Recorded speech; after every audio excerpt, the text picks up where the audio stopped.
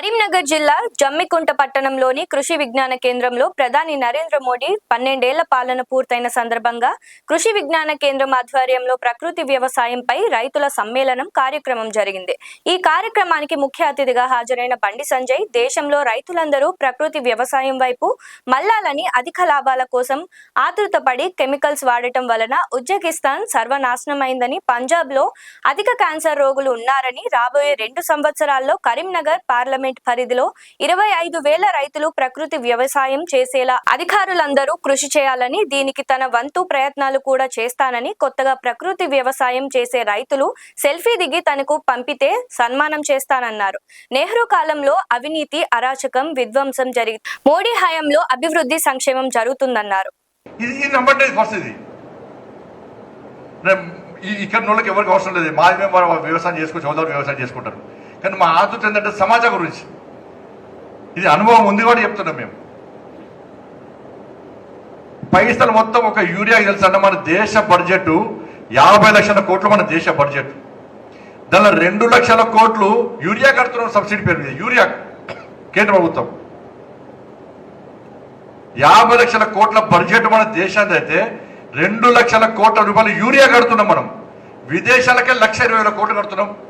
మన పైసలు విదేశాలు కడుతున్నాం. అందుకే ఇవన్నీ పోవాలి, మన దేశ వస్తువులు మనం వాడుకోవాలి, మన వ్యవసాయాన్ని మనం చేసుకుందాం, మన వస్తువులు మనం వాడుకుందాం అని చెప్పి నరేంద్ర మోడీ ప్రభుత్వం ఇవాళ, మీరు గతంలో కూడా చూడండి, వస్తువులు కూడా వ్యవసాయం కాదు, వస్తువులు కూడా మన వస్తువులు మనమే వాడుకోవాలి చెప్పండి. ఇలా బంగారం కోసం ఇలా ఈ డీజిల్ పెట్రోల్ వాటి లేదు. డీజిల్ పెట్రోల్ కోసం 12 లక్షల కోట్ల రూపాయలు ఇతర దేశాలు కడుతున్నాం తెచ్చుకోవడానికి, దిగుమతి చేసుకోవడానికి. 12 లక్షల కోట్ల రూపాయలను విదేశాలకు, 12 లక్షల కోట్ల రూపాయలు పెట్రోల్, డీజిల్ కడుతున్నాం. టీవీలు, ఫోన్లు ఇవన్నీ కొనుక్కోవడానికి 7 లక్షల కోట్ల రూపాయలు బయట దేశాలకు కడుతున్నాం. ఇవే సగం మీకే పైసలు. ఇవన్నీ పోతున్నాయండి. మోడీ గారు ఏం చేశారు? Make in India, startup India, standup India అని చెప్పి, అరే మన వస్తువులు మనమే తయారు చేసుకుంటాం అని చెప్పి ఇలా మొబైల్ ఫోన్లు మనమే తయారు చేస్తున్నాం, డ్రోన్లు తయారు చేస్తున్నాం, మొబైల్ ఫోన్లు తయారు చేస్తున్నాం, ఎలక్ట్రానిక్ గూడ్స్ తయారు చేస్తున్నాం. ఇలా ఎఫ్డిఐ పెరిగింది, డిపాజిట్లు పెరిగినాయి, పెట్టుబడులు వస్తున్నాయి. ఈ దేశంలో పెట్రోల్ పెట్టడానికి వివిధ దేశాలు వస్తున్నారు. ఇండోర్ కళ్ళు మూసుకున్నాం. నరేంద్ర మోడీ ప్రభుత్వం ప్రోత్సహిస్తుంది కాబట్టి ఇవాళ ఈ విదేశాల నుంచి పెట్టుబడి ఇక్కడికి వచ్చి పెట్టే ప్రయత్నం చేస్తున్నారు.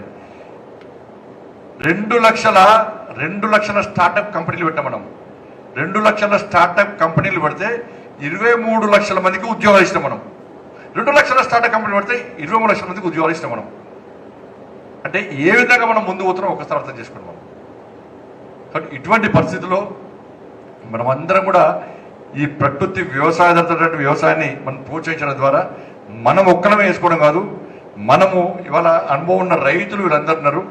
వీళ్ళు మీతో పాటు మీకు వచ్చే లాభాన్ని అనుభవపూర్వకంగా ఇతర వ్యవసాయదారులకు చెప్తే వాళ్ళకు కూడా ఈ ప్రకృతి వ్యవసాయం చేయడానికి అందరూ చేయడానికి సిద్ధంగా ఉన్నారు.